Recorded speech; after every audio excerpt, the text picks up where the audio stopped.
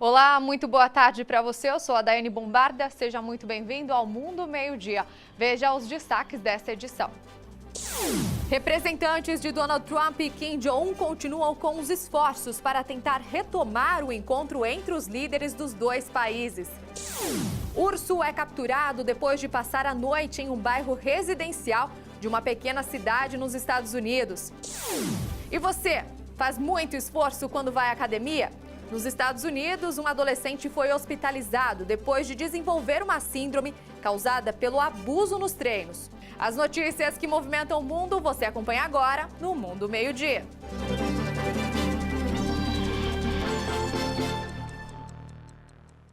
A gente abre essa edição do Mundo Meio-Dia falando que o braço direito do ditador norte-coreano Kim Jong-un participou de 2 reuniões com o secretário de Estado norte-americano. É mais um esforço para tentar retomar o encontro entre os líderes dos dois países. Segundo o secretário de Estado dos Estados Unidos, Mike Pompeo, ainda não se sabe, não se pode afirmar que o encontro entre Kim e Trump em Singapura no dia 12 vai mesmo acontecer. Hoje, o representante de Kim Jong-un vai à Casa Branca para entregar em mãos uma carta a Donald Trump. E ainda falando dos Estados Unidos, a Casa Branca anunciou novas tarifas para o aço e para o alumínio importados da União Europeia, do Canadá e também do México. As medidas passaram a valer a partir de hoje. Em março, o presidente Donald Trump já havia anunciado um aumento de tarifas para outros países, incluindo o Brasil. Mas esses parceiros ficaram de fora porque ainda estariam negociando o valor do imposto.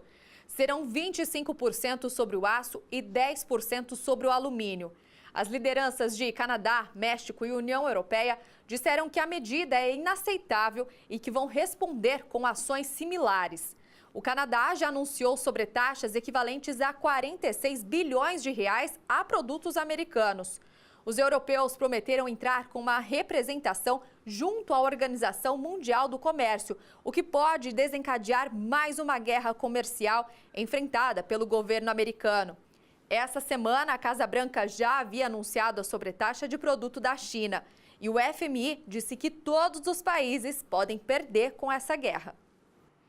Olha, o governo de Mariano Rajoy foi destruído pelo parlamento espanhol. Quem assume o governo da Espanha agora é o líder do Partido Socialista, Pedro Sánchez, que tem 46 anos. Mariano Rajoy ficou 6 anos no poder e se viu enfraquecido depois da condenação por corrupção e tráfico de influências de 30 pessoas ligadas ao Partido Popular. E a gente continua falando de política, mas agora na Itália. O presidente italiano Sergio Mattarella nomeou novamente o jurista Giuseppe Conte como o primeiro-ministro do país. O portal italiano Corriere della Sera mostra as atualizações sobre o novo governo. Conte entra no lugar de Carlo Cottarelli, que ocupava o cargo interinamente.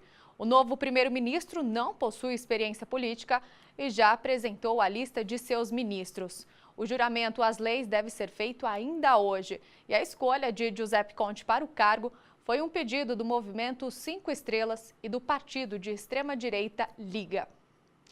O parlamento de Uganda aprovou uma lei que impõe a cobrança de uma taxa dos usuários de redes sociais e de aplicativos de mensagens.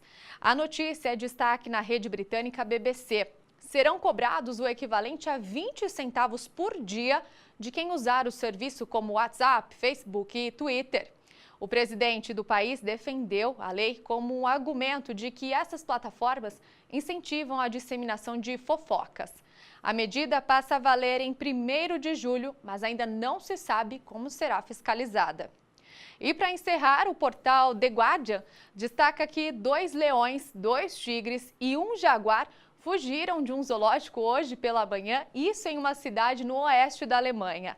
Um urso também tentou escapar, mas foi contido pelos funcionários do local.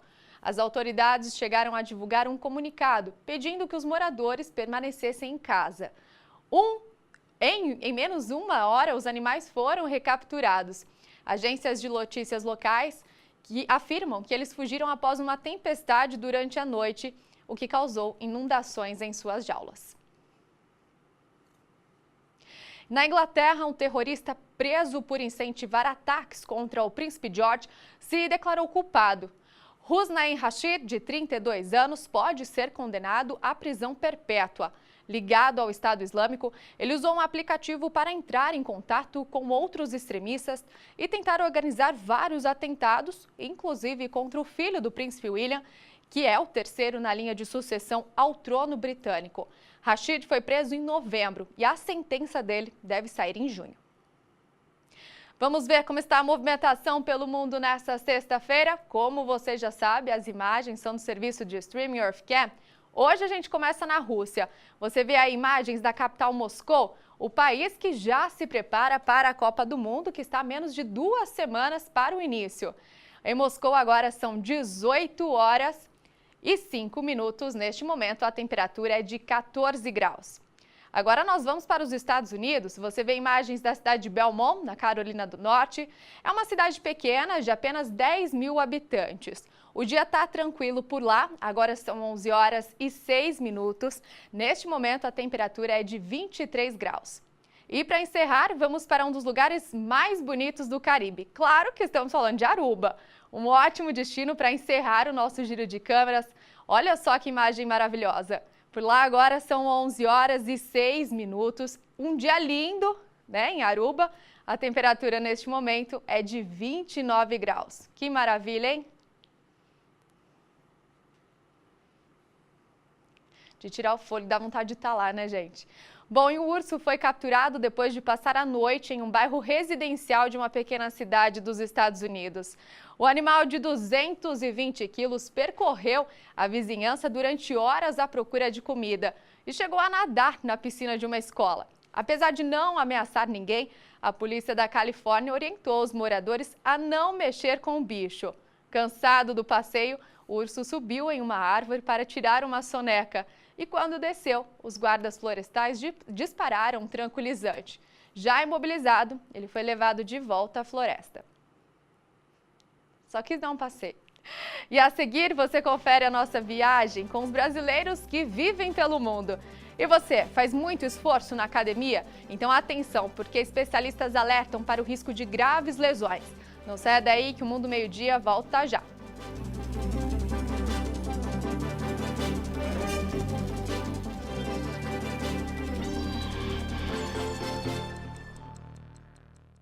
A indefinição sobre o histórico encontro entre Estados Unidos e Coreia do Norte, os estragos causados pelo vulcão Kilauea e um ataque terrorista que deixou 3 mortos e 2 feridos na Bélgica.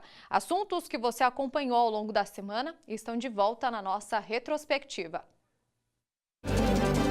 O líder norte-coreano Kim Jong-un e o presidente da Coreia do Sul se reúnem de surpresa para tratar da cúpula com os Estados Unidos. Eles discutiram um plano de paz nas Coreias e a reunião com Donald Trump, que ainda é incerta. O encontro de última hora aconteceu depois de uma semana de idas e vindas na diplomacia. 3 pessoas morreram e outras 2 ficaram feridas após um ataque terrorista em uma cidade no leste da Bélgica. Um homem foi abordado por policiais em um controle de rotina, em uma das avenidas principais da cidade. Ele conseguiu desarmar um dos policiais e disparou contra os oficiais que morreram. Uma mulher que passava pelo local em um veículo também foi atingida e morreu. Após fazer uma pessoa como refém, o atirador foi morto. Autoridades disseram que ele ainda estava de saída temporária e a polícia previa que ele voltasse à cadeia no mesmo horário em que praticou o crime. Vulcão Kilauea continua causando transtornos no Havaí. 41 casas já foram destruídas pelo Kilauea, que ainda surpreende pela força. Já são 27 dias desde que o vulcão entrou em erupção e forçou mais de 2.000 moradores a sair de casa. Autoridades agora batem de porta em porta para dar um ultimato. O vulcão não tem hora para acalmar e cientistas acreditam que a atividade vulcânica pode antecipar uma erupção ainda maior, como a que ocorreu na década de 1920. O alto funcionário da Coreia do Norte chega a Nova York para uma reunião sobre o encontro entre Donald Trump e Kim Jong-un. Kim Yong-chol vai se reunir com o secretário de Estado norte-americano, Mike Pompeo, para tentar oficializar novamente a cúpula entre Estados Unidos e Coreia do Norte, no próximo dia 12 em Singapura. Kim Yong-chol é considerado o braço direito do líder norte-coreano Kim Jong-un. Tanto ele quanto Pompeo tiveram um papel fundamental nas últimas semanas. para a realização da reunião, que chegou a ser cancelada oficialmente pela Casa Branca. Logo após o cancelamento, o governo norte-americano voltou atrás e deixou aberta uma nova possibilidade de encontro. O parlamento da Dinamarca aprovou uma lei que proíbe o uso de véus islâmicos que cobrem o rosto em lugares públicos. Mulheres usando niqab, o véu que cobre todo o rosto, acompanharam a votação. A lei entra em vigor em agosto e a multa pode chegar ao equivalente a R$ 5.800. Os defensores da medida alegam que o véu oprime as mulheres e é propaganda ideológica. A Anistia Internacional diz que a lei viola a liberdade religiosa. Outros países da Europa, como Bélgica e França, também proibiram acessórios que escondem o rosto. E hoje é dia de viajar com os brasileiros que vivem pelo mundo. Hoje a gente começa com a Lívia e com o Samuel, eles que são de Fortaleza. Olha só que foto linda! Essa é de quando eles estavam em Bruges, na Bélgica. E eles dizem que a palavra que define a cidade é mágica. Com uma paisagem dessas, né, a gente não tem dúvida de que é mesmo. E agora a gente vai para o Oriente Médio com a Juliana, do blog Trip da Ju. Essa foto é da Ju boiando no Mar Morto. Ela diz que Israel é um país com muitas histórias e que não é possível não se encantar e se emocionar com os locais. Como ela mesma disse, um destino que vale a pena incluir na lista de viagens. Muito bacana. Vale a pena mesmo, Ju, já está na minha. E se você também quer ver a sua foto ou vídeo aqui no Mundo Meio-Dia, é só postar lá no Instagram usando a nossa hashtag. Vale lembrar que para aparecer na busca de imagens, seu perfil precisa ser aberto. Eu estou esperando a sua participação, hein? Sexta-feira que vem tem mais. E quem também está viajando pelo mundo é o Jonathan Mazini, nosso colega aqui da Record News, apresentador oficial do Mundo Meio-Dia. Nós vamos ver agora por onde ele anda. Diga aí, Mazini. Oi, Daiane, tudo bem? Como vocês sabem, eu estou de férias, curtindo um pouquinho aqui em Buenos Aires. E minha dica para quem vier à capital portenha é não deixar de conhecer o MALBA, que é o Museu de Arte Latino-Americana de Buenos Aires. É um museu muito interessante, com obras de grandes artistas e vale a pena vir aqui conhecer.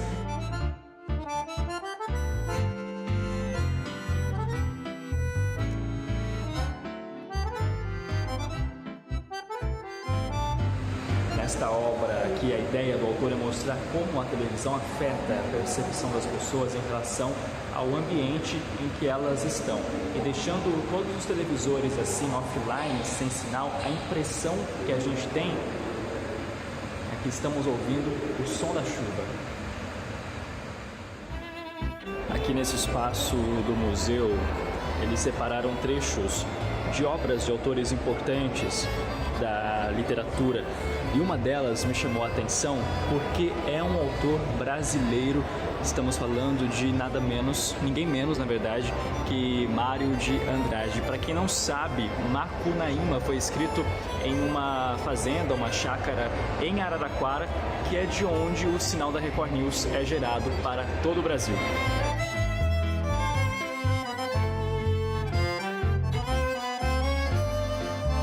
É isso, gente. Espero que vocês tenham gostado do MALBA e que quando vierem a Buenos Aires coloquem o museu aí no roteiro de vocês. Daiane, segue daí, que eu ainda vou curtir uns dias aqui em Buenos Aires. Tchau. Tchau, curte aí que ainda tem uns bons dias ainda de férias. Bom, e como sentir dor muscular depois de treinar na academia? Mas atenção, porque dor demais pode sinalizar um problema bem grave. Nos Estados Unidos, um adolescente acabou sendo hospitalizado depois de desenvolver uma síndrome após uma lesão muscular. É o que mostra a nossa correspondente nos Estados Unidos, Evelyn Bastos. Jared Schanburger tem 17 anos. Como todo adolescente, se preocupa com a aparência. Queria estar em forma e decidiu acompanhar o pai e o irmão mais velho na academia. No dia seguinte, tudo doía. Eu não podia tocar no meu corpo e estava todo inchado.